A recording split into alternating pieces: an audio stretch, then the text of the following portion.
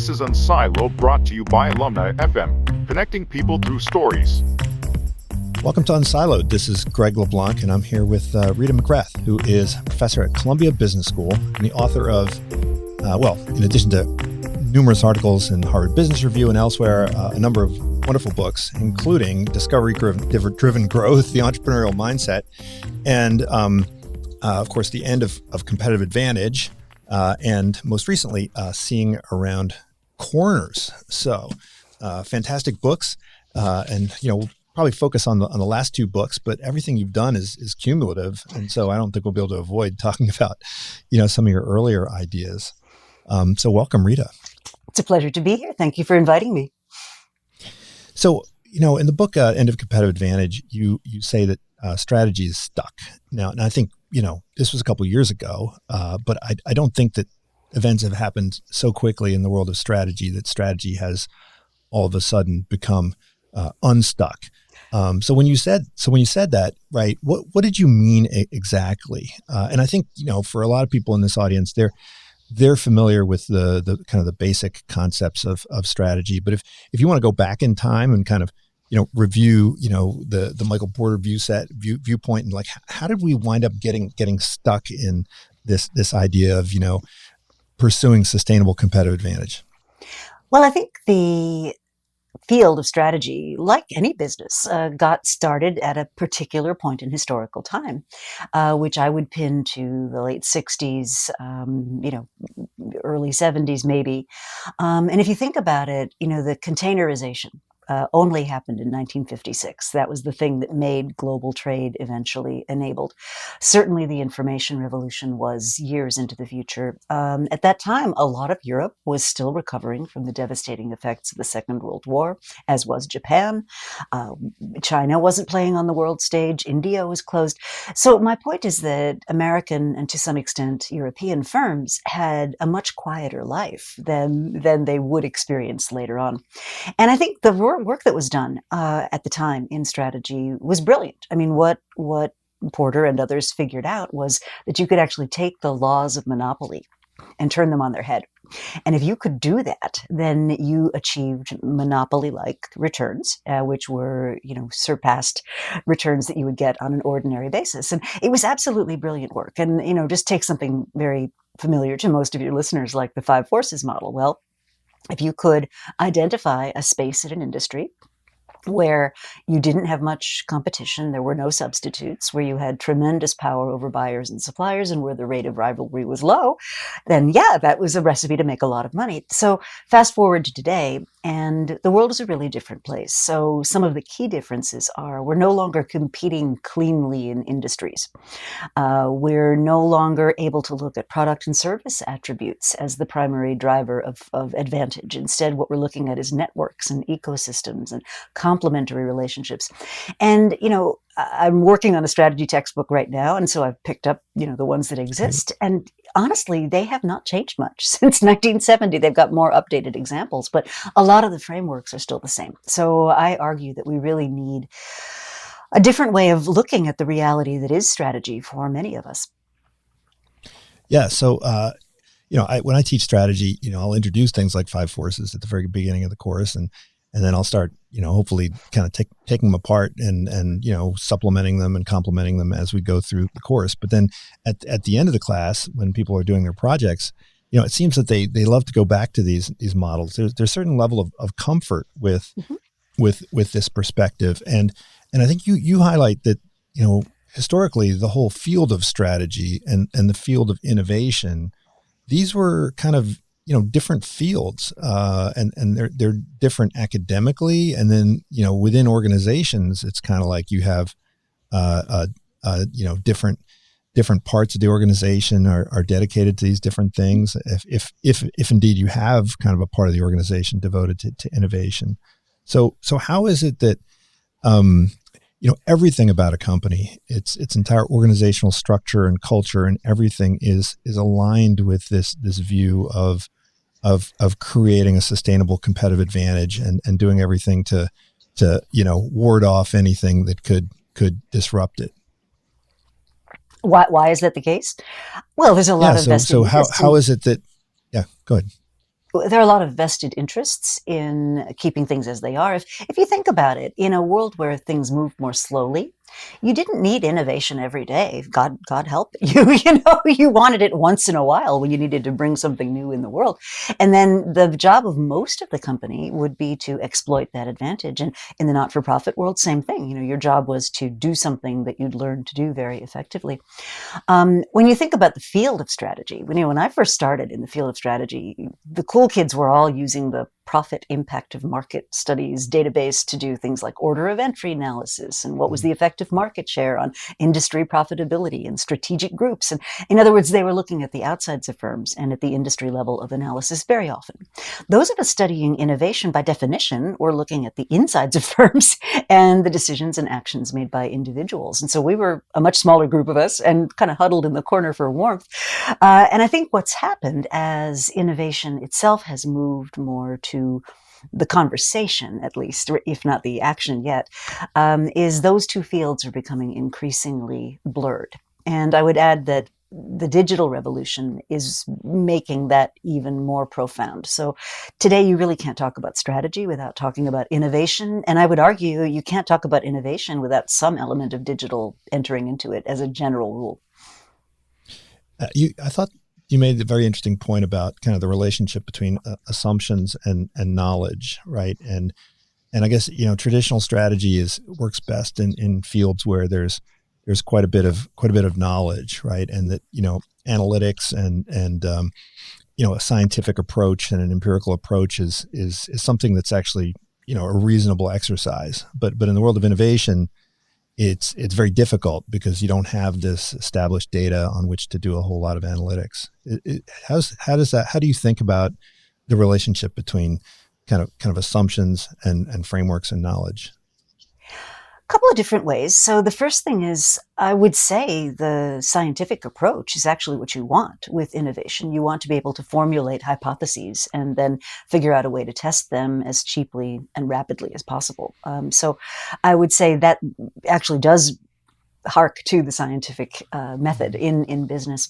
The dilemma that I have with people who insist on a lot of data before making a big decision is that so much of the data that they're using is lagging. It's great information, but it's about stuff that's already happened. And so what I try to get people to really focus on is give me the leading indicators. Give me the thing that tells me today whether tomorrow's likely to be a happier place or not, because that's what I want to influence. So just to take a concrete example, at Microsoft, as they've moved more and more of their business to the cloud, Satya Nadella has said, look, our future is going to be determined by usage. In a software as a service business, if people don't use your software, they don't pay you. And so, usage is a big deal. So what drives usage? Customer love. And if we're going to get customer love, we have to have empathy for our customers, which when you think about historical Microsoft is a pretty surprising thing for them to say, but that really has caused them to shift their attention and start listening and really think about how can we get that customer engagement so that we get usage, so that eventually we get the profits and revenue we want. And too few companies think about leading indicators. Yeah, I when I was reading that section of the book, Seeing Around Corners, I was thinking about this phrase, which I hear all the time, which is, people don't change, or organizations don't change when they see the light. They only change when they feel the heat. And so and so you describe a series of situations where companies realize that they have to have all hands on deck to undergo some radical transformation, and then they need to have get rid of this division and go through some kind of wrenching, punctuated change. And you offer an alternative, which is that organizations that are successful in this world of transient competitive advantage, they don't have these kind of whipsaw reorgs, but instead they're in this constant state of evolution. So why is it that so many companies have this very punctuated whipsaw form of reaction to what's happening in the external world? I would say the overarching reason is because they have very static systems. So, if you think about your budgeting system, for example, typically, it's still not unusual for that to be an annual exercise where variance from budget is seen as a bad thing and where people go out of their way to avoid, the numbers looking bad. And the dilemma with that is, first of all, a year's a really long time in today's world. Secondly, if you insist on a low variance situation, people are going to be very conservative in what they predict. So they'll try to stay within their safe zone. And finally, if you punish variance, then people aren't going to try to hide them. And so you're not going to get critical information that may be absolutely essential to the seeds of whatever your organization needs to pay attention to. So there are many systems like that, right? Your budgeting system, your HR system, compliance, legal, and these things have all grown up in support of the business that is, or the business that was. And so you have to learn to adjust them if you're going to move into the future. And let's just start with budgeting. I've been working a lot with the Beyond Budgeting Institute, which has a much more flexible approach to thinking about how you dynamically readjust your resource allocations over time. And I think that's where we're all going to be moving to. The idea that you could actually forecast a year out to the penny what you're going to need or what's going to be called upon you to use to react is absurd when you think about it. So if we could do it in much more real time, do it much more dynamically, that gets you in motion. And it's the being in motion that stops you from having these horrible moments when everything breaks and now you've got to fire the left-hand side of the building, that kind of thing. Yeah, I think your emphasis on budgeting is really spot on. There's this is just a process that every organization has to go through, and yet, it becomes an arena for for vested interests and politics. And I'm at we're both at universities, and universities tend to use these very, very rigid budgeting systems. And as you point out, virtually no manager is ever going to stand up and say, "Yeah, I think I need less budget this year," right? Not typically. Well, Yeah. and I think this is another big problem that we've got, which is that even today, we struggle to figure out ways of incenting people that don't have to do with bigger budgets, more staff, larger spans of control. So, if you're an individual genius contributor who creates billions of dollars worth of value because you've made some kind of breakthrough, we don't know what to do with you. And some companies have figured this out, but most haven't. And so what ends up happening is these geniuses either kind of get kept in a cave somewhere metaphorically, and they're not really connected to the rest of the organization, or they create a really separate track for them, individual contributors. But it's a struggle, it's a real struggle. So one of the other assumptions I think that you are challenging that's in the traditional literature is this whole idea of an industry, right? And I think, when we look at a Google or we look at an Amazon or we look at an Apple, I mean, it's really hard to, even talk about what industry they're in. And instead you use this idea of an arena. And, one thing that I hadn't thought of before was, I always talk about, business as being like a game of chess or multidimensional chess. And you said, no, it's like a game of Go, right? That kind of helps you think through this arena concept. Could you talk a bit about that? What do you mean by an arena? Sure. So I define an arena as comprising of a couple of elements. So there is a source of resources, which is typically a customer. It can be other constituencies as well. And the people and entities that control those resources have jobs they want to get done, in their lives. And this was a concept very famously created by Tony Ulwick and Clayton Christensen, jobs to be done. And there are different players vying for the pot of resources dedicated to that job to be done. And if you don't understand what decisions are being made around where those resources are going to go, you're really going to miss something. So let's take an example near and dear to my heart. Let's take the wedding business. Well, if you think about it, people getting married are typically in their 20s and 30s, their first marriage anyway. And we've had a really pent up demand for weddings over the last year or two. They've been downsized, they've been smaller, they've been postponed. And that same population is the population of people who are also going to try to use their resources to buy computers and cell phones and apparel and, their first used car. And so if you think about it, right, every dollar that goes into a wedding is a dollar that's not going to be available for something else. And so weddings and cars are actually competing with each other. other. So if you think about your arena in those terms, what you start to realize is that it requires a much more nuanced sense of who's my real competition. And it's really important to remember the most significant competition most of us will face is the choice on the part of the person that has the resources to do absolutely nothing. Mm-hmm. Well, this is what Reed Hastings says, that, his biggest competitor is sleep, right? He's got to Exactly. figure out how to get people to sleep less. Right. Right.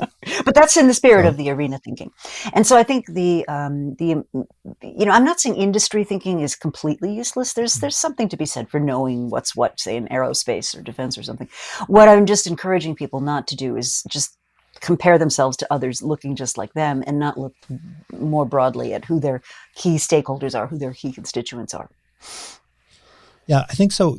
What you're talking about in this book, in both books, it really is about how do you set up an architecture for continuous change, right? So I know when I teach the Intel case, there's always this debate, from the Harvard cases, did they move from DRAM into microprocessor as a result of, Andy Grove up on high saying, we need to do this, or was it a result of a system which allowed for the gradual transitioning from kind of this business which had diminishing return on investment to one that was had a better opportunity, and that seems to be always the debate. And I think you're arguing that in order for you to continuously develop, there has to be some stability. That the organization cannot be chaotic. It has to be it has to be ordered. There has to be intentionality around this evolution, and you highlight some of the key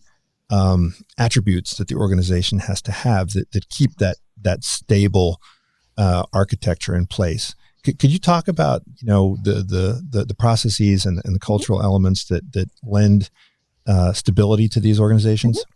And it's a really great point, because I think in all the craziness that's around us, I think we forget that human beings don't do very well when faced with just massive amounts of uncertainty. We tend to freeze in the headlights, and we lack the courage to take a lot of action. So I think it's really important to have that stability. So I did a bunch of research on firms who I called the growth outliers. And out of something like 7,000 publicly traded firms, these were 10 that had managed to grow their revenue by at least 5% a year for 10 years in a row. And I was deliberately looking for outliers. So I wasn't looking for central tendencies. I was looking for the really rare ones that got it right over a pretty long period of time.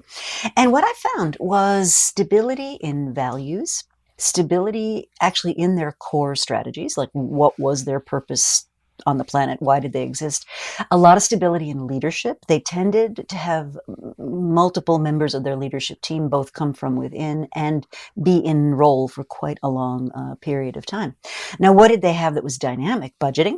Very dynamic. The movement of people around the organization. What you saw was, somebody had been in operations. Maybe they would next take a role in marketing, or maybe they would do a different geography. Not too quickly, but on a sort of 2 to 3 year cadence. You saw quite a lot of that. So by the time they got to become very senior leaders, they had a really good feel for different parts of the organization and how it worked. And so you saw this fascinating kind of combination of dynamism and stability in those firms. And I thought that was interesting. One of the things they do really well is disengage from things where the opportunity's exhausted. And one of my favorite characters in this particular story is a guy named Sanjay Purohit, who was the former chief strategy officer at Infosys. And they rank their managers on margin, and they rank them on growth. And if your growth slows and your margin goes down, you actually get, not punished, but you're certainly not going to do as well as if you were in the right shape on those things. And in a sort of ironic way, what that actually creates is a situation you were talking about before, where a leader would come to Sanjay and they'd say, I got too many people for the opportunities I'm working on right now. Can you redeploy them somewhere else? I mean, what? Like, in what company does that ever happen? But because they architected that incentive system right down to the level of the individual team, they aligned the incentive of using these people where they could best be used. And, Lou Gerstner very famously said, great companies put their best people on opportunities. Typical companies put their best people on problems. Mm-hmm. Yeah, and this idea of disengaging, right? You said there's no textbooks on stopping, right? There's no. Well, actually, we have. Maybe this is a beginnings of a textbook, I think, on stopping, and presumably in your new textbook on strategy, hopefully you will have a whole chapter on on stopping or exiting, and you walk through all these different ways that companies can exit. So maybe you could talk about that, because I think. When I teach a course on venture finance, and I like to say that the venture way of thinking, as opposed to say the CFO way of thinking, is they're not particularly good at identifying good opportunities, but they're really, really, really good at identifying bad opportunities and kind of killing them early. So in your work, you're talking about this idea of grazing on options, which is sort of, killing these opportunities relatively early when you discover that they don't really have any potential. But then there's this whole idea of killing things that have kind of run their course, or phasing them out, or getting rid of them, or sailing off into the sunset. So why is it that strategic managers are so bad at pulling the plug on stuff, and when they do pull the plug on stuff, they do it maybe in a non-intentional way?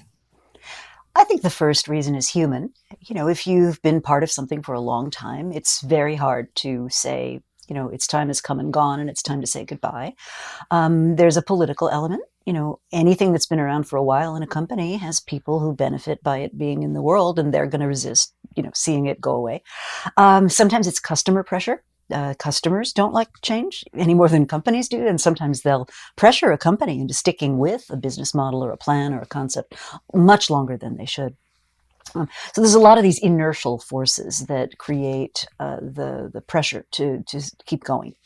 And this, I think, you can combat with a certain, distance, and this is really gets to the heart of your governance process, right? Which is, if you do a portfolio review of what's in your portfolio, and is it still fit for purpose, and you do that relatively rigorously, and you can agree on the criteria ahead of time.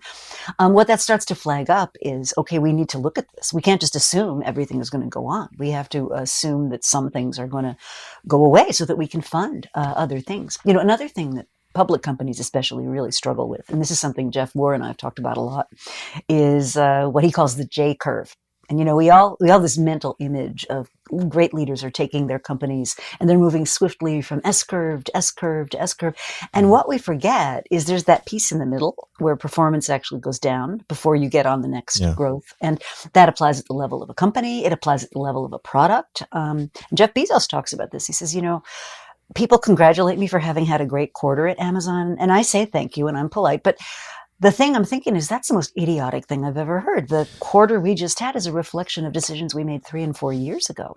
So part of the skill of being able to disengage is you have to keep your core business, healthy enough to kind of cover the cost of the J. Mm-hmm. And that J has to be good enough to cover the cost of the, when it turns into an S, it has to be able to cover the cost of the next J. And that's a calculus that's really hard. And I'm doing some work on corporate transformation right now. And one of the things you find is people just are not willing, firstly, to devote the time. They're impatient. A guy comes in to turn a business around, and if it hasn't changed in 9 months, they're like, well, what's going on, dude? You haven't done your job. And it's like, this problem took 10 years to build up and you want to fix it in 9 months. I mean, it's, it's just humanly, there's only so fast things can go. And so I think it's very interesting how unrealistic key stakeholders can be when you're in a very dynamic environment.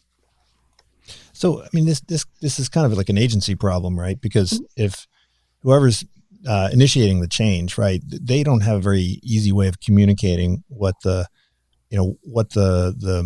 long-term prospects are of what they're attempting to do. And so the principal is always going to evaluate them based on kind of, real time or, backward-looking KPIs, right? So, when Reed Hastings, and I think you covered the Reed Hastings example, when he decided to transition, right? There was a lot of pushback from customers, pushback from shareholders. Stock price took a serious nosedive, and if Hastings was responding only to the kind of the local signals and the local rewards and incentives, then he would have, abandoned that whole initiative and just stuck to DVDs, and none of us would be sitting here talking about Netflix.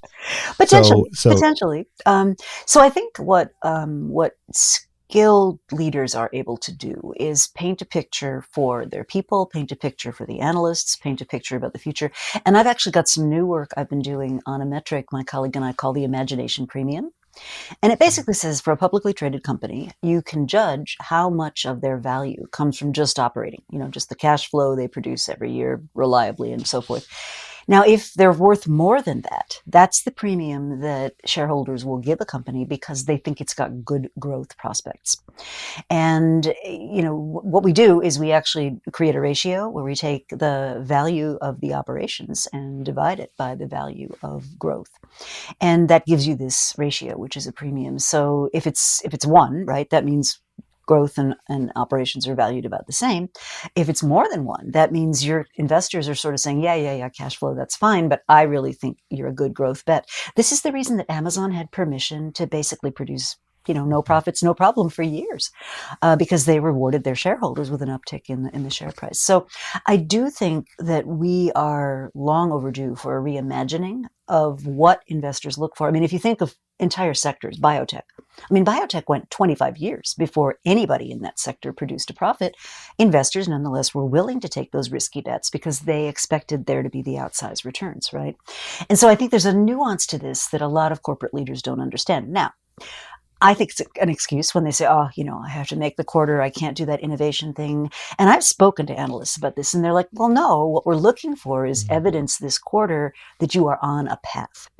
Now, if you screw up that we're on a path story, then yes, we're going to ding you. But if you tell the story, we're on a path, this is the roadmap, and bring us along with you, there's plenty of willingness to invest in the long term. I mean, I find no evidence to support among the analyst community a resistance to a well-told story. So it can go the other way as well. So BP, Beyond Petroleum, has a new CEO, and he's telling everybody this time we really mean it, and we're getting out of fossil fuels, we're going beyond petroleum. And a lot of the analysts are just kind of looking at each other, rolling their eyes, and going, yeah, we've heard that before.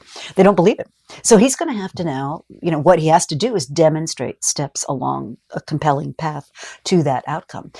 They're not going to punish him if he can create that belief. But if you don't have a good growth story or you don't tell it well, that's when you get dinged. So this tool that you're developing, is this one that's just going to simply decompose the stock price as it is, or could you use this as a way of, doing valuation so that you can forecast stock price? Well, we're playing around with using it as a leading indicator. And there's an article, in fact, coming out in Strategy and Business in the May-June issue, which describes it. And the example that we use in the article is Coca-Cola. So Coca-Cola entered the Mukhtar Kent era, in the early teens, with a big problem. The big brands were kind of mature. Consumers were moving towards more natural, smaller niche brands, things that weren't carbonated, and the distributors didn't want to play along. The bottlers didn't want to play along. So Kent had to do a lot of financial engineering to just kind of clean all that stuff up. And so what you found was Coke's imagination premium kind of tootled along.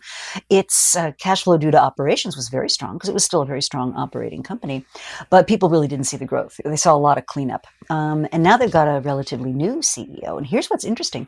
Coke's revenue has gone down in this period. Their imagination premium and their stock price has gone up because investors are now saying, okay, we get it, less revenue, different kind of revenue, but we believe in the growth story that you're telling. And it's fascinating. It's absolutely fascinating. You can just see the numbers, the lines cross. It's really amazing. So, if we get into the nuts and bolts of how companies make these decisions, you mentioned kind of the NPV tyranny. Okay. And I think, that's something which a lot of people talk about. And, as a person who's originally a finance person, I used to bristle at this, and now I'm the one that's also, preaching it at the same time. But you say that, in the world of venture, entrepreneurs, they spend their imagination before they spend their money. And I was wondering if you could talk a little bit about that metaphor, right? And you talk about parsimony and how, you have to be very, very stingy with the money that you invest in innovation. I was wondering if you could elaborate on that. Like, how do you put in place a mechanism for allocating these resources? You mentioned having like a portfolio committee or a group of people whose job it is to basically figure out, right, where are we going to play, where are we going to invest, which options are we going to be acquiring? Is this a sort of a strategic planning committee? Is this something that's embedded down at the business unit level? Well, When we different think of VC, when organizations. we think of the tyranny of NPV, we always think it's the CFO is the obstacle, right? How do we implement some of these policies? Sure. So I think the first challenge, and different companies will locate this activity in different places depending on their structure. I think the first challenge is very few companies have a transparent, readily agreed upon mechanism for seeing what is in their portfolio. And so what you find if over time is you have your strategy, which when it's done right, it's pulling you into the future, right? This is our point of view about the future. This is where we want to go. Budget process holds you back, right? Then you've got your project approval process, and often the people making those decisions aren't part of either strategy or budget. So, they're investing in things for God knows what reason. And then you've got your people, and your people are being incentivized from 4 strategies ago. And so the first big dilemma of being able to do this is how do you get a clear line of sight into your portfolio to begin with? And it has to start there. Then you've got a growth board or ops committee or whatever people call this thing. And you want this group to have real chops. So they have to have real power in the organization. They have to have control of a dedicated pool of resources, which isn't going to get, sniffed away by the core business the minute it has some kind of problem. And you want them to have a disciplined way of navigating as these programs or projects hit their key checkpoints. And so the idea is, instead of having a date-focused review cycle, you have a kind of a checkpoint review focused cycle. So very much the way venture capitalists, good ones anyway, put money into ventures, right? You don't spend all your money on the first round. You spend, a quarter of it maybe. And then the ones that survive get additional tranches of funding. And that's the same kind of spirit you want to have inside the corporation. So one of the more exciting things I am working on is some software that makes it easier to do this, makes it easier to figure out what you got in there, collectively score them, on a couple of different dimensions, and then manage the checkpoints as you're working your way through. So we'll see, we'll see if it works, but I have high hopes because I think it's such a pain point for so many organizations.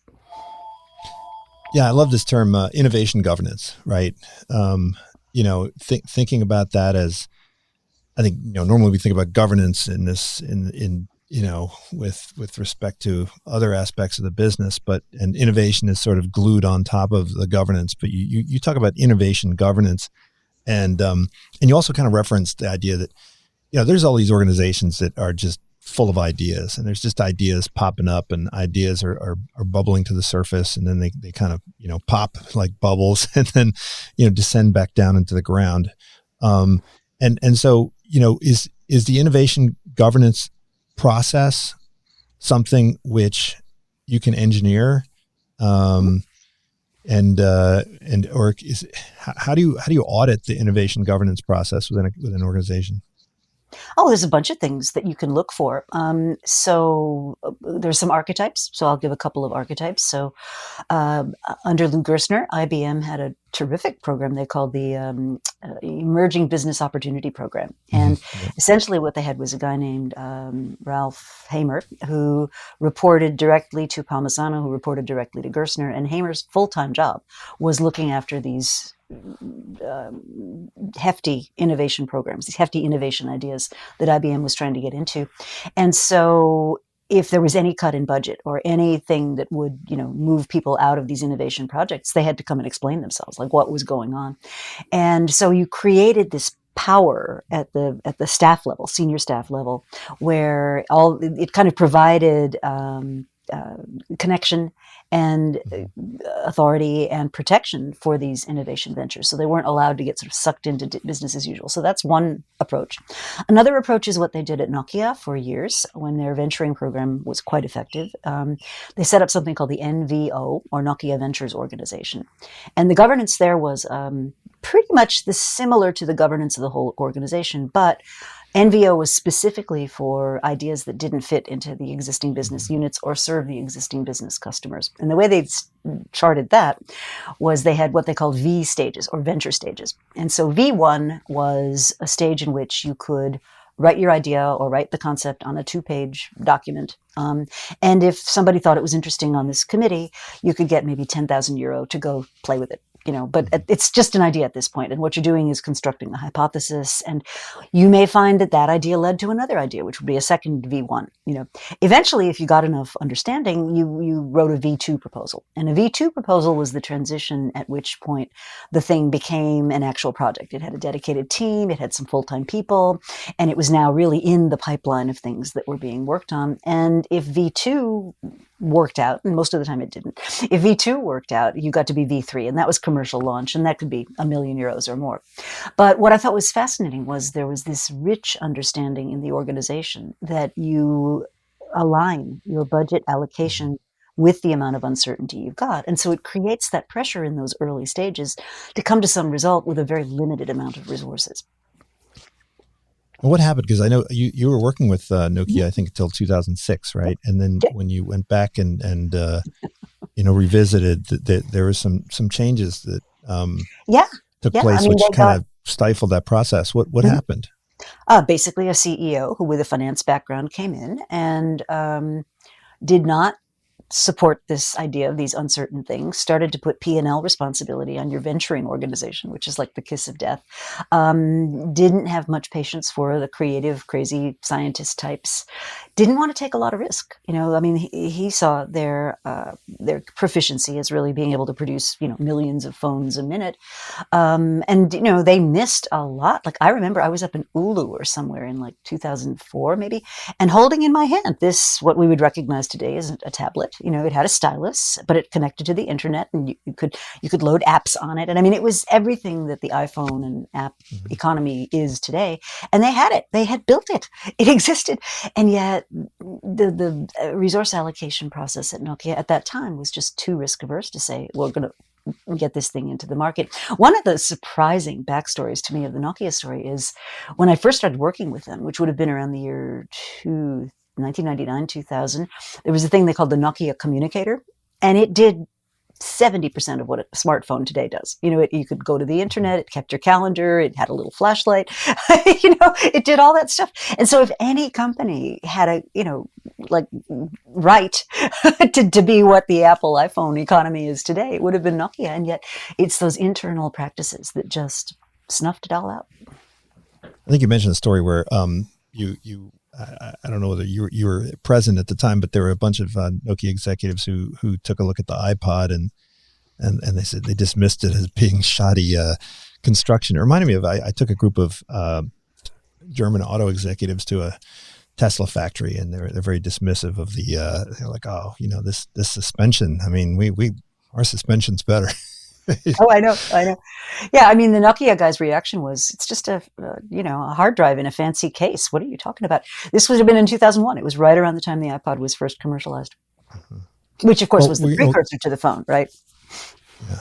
Well, we're going to have to talk about this whole idea of, MBAs and how they can sometimes screw up companies, because we're in the business of making them. So, we have to take some responsibility. But before we do that, there's a concept that you introduced, technology debt, which I really liked. There's, technical debt. I think everyone kind of knows what that is, but you have this idea of resources as hostages and concrete shoes and the things that hold you back and how important it is to kind of free the hostages. Maybe you can elaborate on that metaphor and how that illustrates some of the things you've been talking about. Sure. So, organizations develop these resource allocation processes for a reason. They need to support existing businesses. But what can happen if you don't have some central way of pulling resources to where they're most needed, is they get to be held as you said, hostage in divisions or under the control of powerful heads of business. And so what often needs to happen is you have to have someone, typically it's the CEO, but it might be the head of strategy or the head of growth, who's basically able to establish a tax, right? So, the lines of business heads have a tax they have to pay to support whatever the new businesses are. And of course, that's politically very difficult. It's very contentious. It can be. But if you don't do that, what ends up happening is you have these resources that are trapped in yesterday's business. So, if you're going from, I'll just make this up, iPod to iPhones, and all the money is tied up with the iPod people, you're never going to get a phone is never going to see the light of day. So someone, and in the case of Apple, obviously it was Jobs, but someone has to have a mechanism to do that. One of the things they did at Lego, which was very powerful, was they said at the end of every budget year, all the operating people would have to operate with 10% less. And that 10% then went to a central resource allocation committee. And if you made a great case that you had a great opportunity, it would come back to you, but it would come back to you for growth, not for maintaining operations. I'm wondering if there's a way we could, measure this. There, the concept of operating leverage is a useful concept that, we use all the time. And, here this idea of, okay, there's, all the resources are just basically locked up and they're dedicated to this existing legacy stuff. And so it really doesn't release those resources that you need to acquire the options. So, how much of the cash flow is kind of imprisoned or held hostage.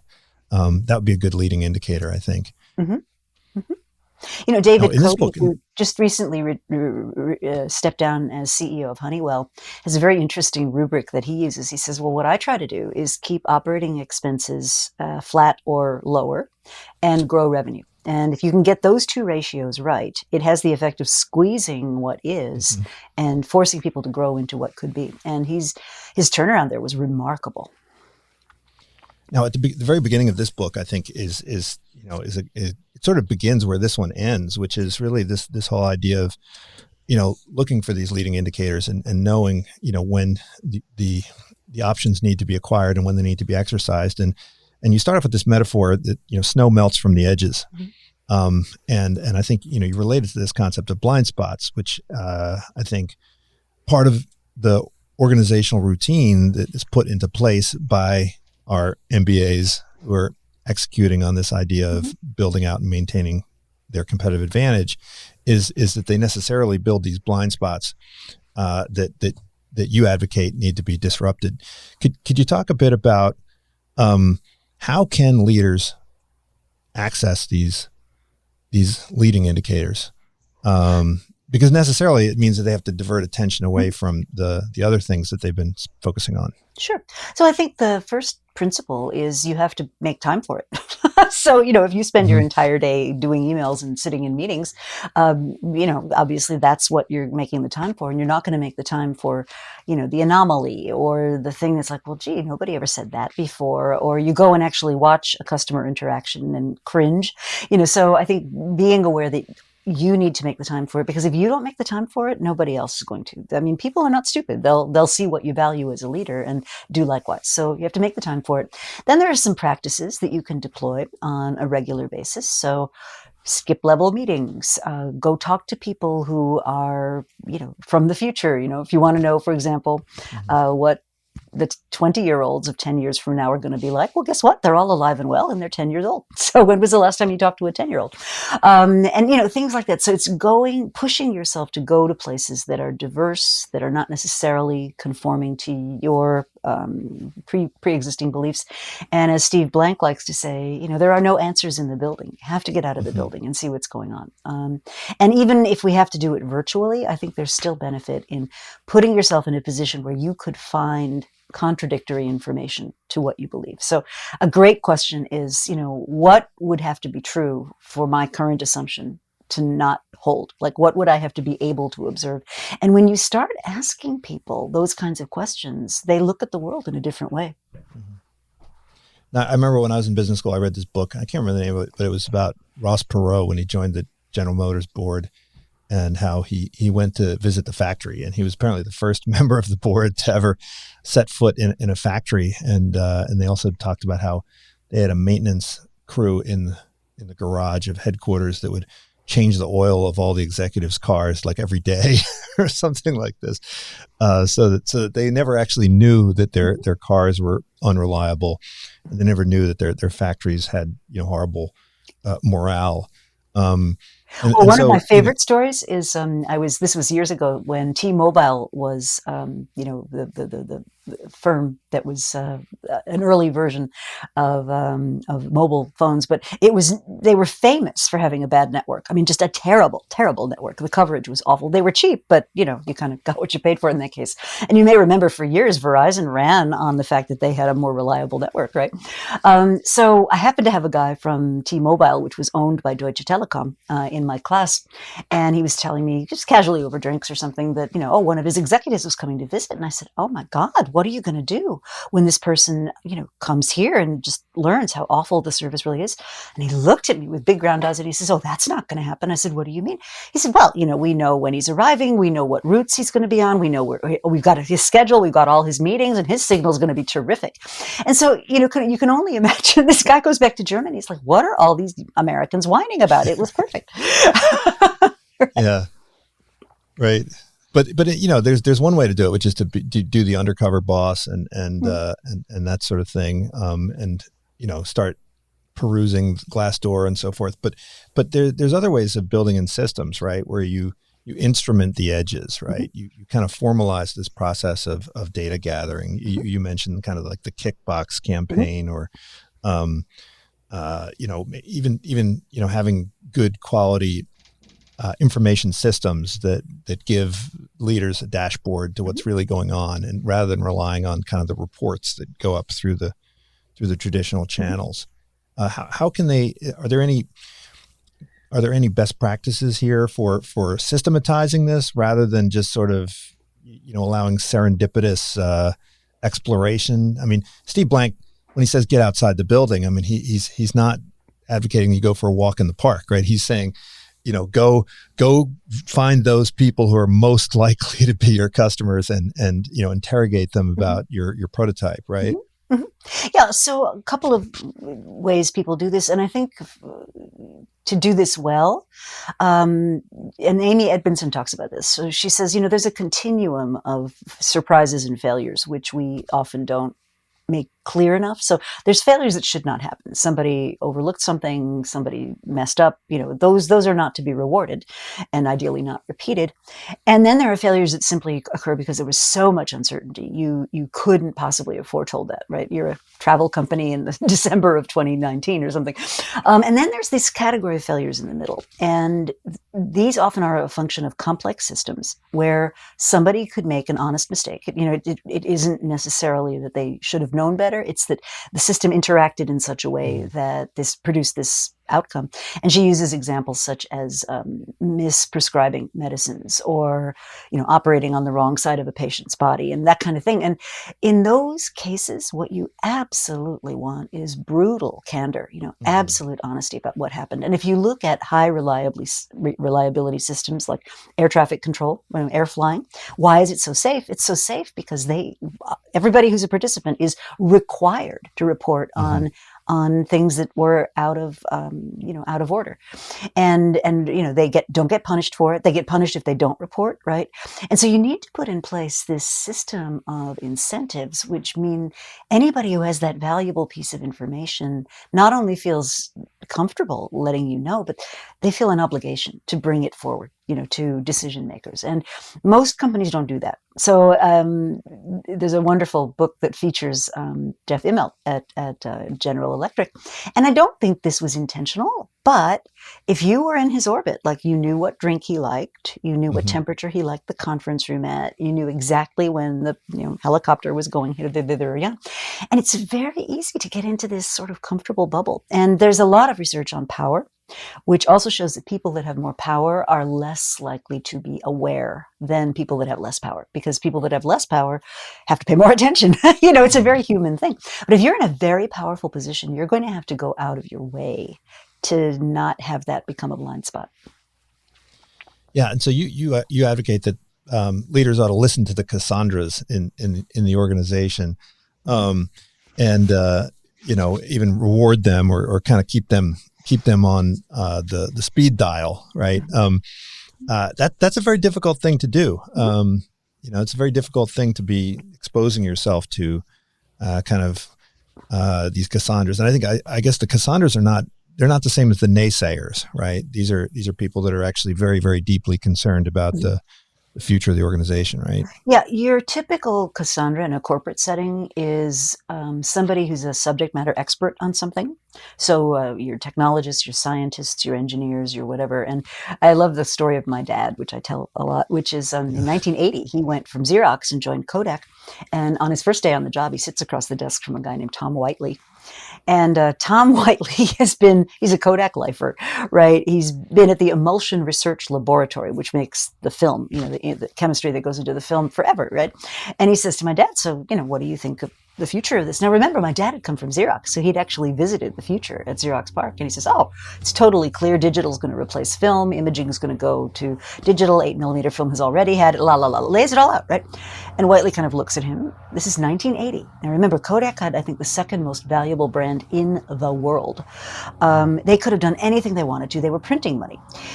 So Whiteley kind of looks across the table at him. He goes, thank you for your comment. Would you please go back to the labs where you can do minimal damage? And so, I remember years afterwards asking my dad, I said, well, didn't it bother you that you saw this so clearly and nobody was taking any action? And he said, no, it didn't bother me. He said, I'm a scientist, I'm a researcher. He asked my opinion. I gave him my opinion. He's management. What he does with it is his problem. And I think we so often overlook this. Like, we assume that somebody that sees something that could be a pending disaster is going to be like throwing themselves across the train tracks to stop the oncoming train. The people that see it often don't feel they have the mandate. They often don't have access. They don't have the ear. They're not necessarily trusted. They're often, in some remote part of the organization. So it does take some effort to ferret them out. Mm-hmm. Now, you use this term crescive leadership. I hadn't seen this term before. Yeah. What is this? Well, this actually was invented by some colleagues of mine who were doing a meta-analysis of leadership models. And they found, you have leaders that are collaborative leaders and leaders that are sort of command and control. And then there were 4 categories that they thought of. And there was this 5th category that they couldn't figure out. And the crescive leader was someone who created structures, but didn't tell people what to do, kind of allowed emergent structures to arise, allowed emergent information to arise, guided, but did not dictate the conversation. And what we see today is that's the kind of leader that we're very often hungry for. So somebody like a Reed Hastings at Netflix. I remember reading about Sheryl Sandberg, they had an agreement and she followed him around all day. And at the end of the day, couldn't help herself, said, I followed you all day long and you did not make a single decision. Oh, he said, oh, absolutely. If I have to make the decision, something in our culture has gone terribly wrong. Yeah. Think about that. That's interesting, huh? Well, I think we have to talk about education, mm-hmm. And education goes, I think, along with recruitment and hiring, because you say that you want to hire for learnability, right? That's the attribute that you're looking for. Mm-hmm. And so I'm wondering if on the flip side, we're in the business of producing the people that are being recruited by these companies. Are we doing a good enough job? Where are we, first of all, in terms of producing people that are these new types of leaders? And then secondly, if we think about the business model of education, where is this business model headed? Because it seems like the business model of education hasn't changed a whole heck of a lot in the last, a couple centuries, right? And are the leaders of our educational organizations kind of failing to see these leading indicators, or are they seeing the leading indicators and just kind of deciding not to create the kind of flexibility in the organization that would allow it to respond to these leading indicators? Well, so I've done some research on this, and people have been predicting the death of the business school for at least 25 years. So, and probably longer on than that. So, it's one of these moments where you have a lot of criticism. People like Henry Mintzberg, for example, has a big diatribe about managers, not MBAs. I think we need to go back and look at jobs to be done, right? So a typical MBA program is done by a student for a couple of different reasons. One is the whole building a social network, right? So creating the conditions under which they build social capital. And that's very valuable. And, that has nothing to do with what goes on in the classroom. But as Marissa King will tell you, right, we get them in a physical place. They share a common bond. They're engaged in similar activities. We try to bring in diverse points of view so they get diversity in their network. So there's a huge kind of create my social capital part of the job of business schools, education in general, right? Undergrads, right? They're coming for the coming of age experience, the social thing.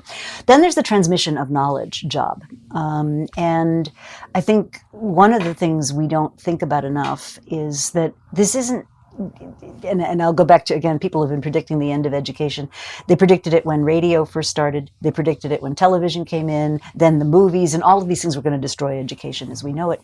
I think where we're missing the plot, and this is a point that Michael Schrage from MIT makes, is educators are really about creating capability. It's not about taking, the theorem and handing it to you, and now you know how to calculate this result.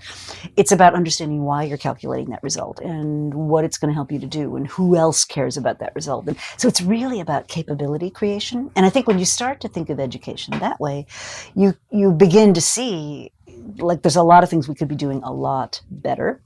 And, there's this tension between STEM and the liberal arts and these kinds of things. And you need both, right? You need to be able to do stuff and make an outcome happen. But you also need to be able to motivate it and understand why you're doing it and to whom it matters. And I think it has to be looked at as more of a gestalt. Now, business model wise, I think we're in real trouble. The couple of things are happening that are very real and that will have a big impact on the way we manage higher education. So the first thing is it's become a luxury good, that the levels of student debt are ridiculous. The fact that it's a gating factor to a better future means people pay a lot more than they really should have to. So I think that's a really burden that certainly the millennial generation is bearing. Secondly, we're going to start to see credentialing at a level other than that of the degree. And so right now we have what I call a degree stranglehold, right? You have to have a BA, a 4-year degree, to have access to an awful lot of jobs.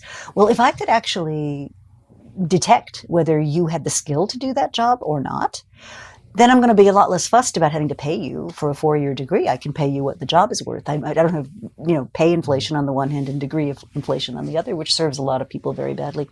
So something like what Google is doing with, I think it's called Google at Work, where it's very rigorous. So out of 100 people that enter this program, maybe 10 will actually succeed. But those 10 are really, really good. They've passed all the hurdles. They've done all that they need to do. And an employer who sees that now can say, well, I don't care if this kid doesn't even have a high school degree. He can do UX design or whatever it is that Google's putting them through. So I think we're starting to see a lot more receptivity to that. And I think the pandemic, of course, has thrown into vivid public display, well, what are universities really for? Because, the complaints about the screen experience. So it's not about transmission of the equation. It's about all these other things. So I think we're going to see a great unbundling. History teaches us that every major kind of trauma has led to some kind of revolution in education. And I think, I don't know what that is yet, but we're certainly starting to see a lot more shift in models, a lot more acceptability of things that never used to be okay. And an awareness for a lot of schools, the price we're asking students to pay is not the value that they're getting. Well, you also mentioned executive education, and you're a active educator in that space, mm-hmm. And you say this I think you would probably agree continues to offer value for executives and leaders. What do we need to do in that space to improve the learning and create better leaders? Well, executive education also has these two functions, right? So there's the function of meeting other people, learning from each other, learning from people who aren't in your industry. So there's that being part of the group function. And then there's also the capability building function, which is what you really come for. So I think a couple of things. I think we're highly likely to see exec ed moving forward in a hybrid way. So certainly at Columbia, I know this is familiar to my other colleagues.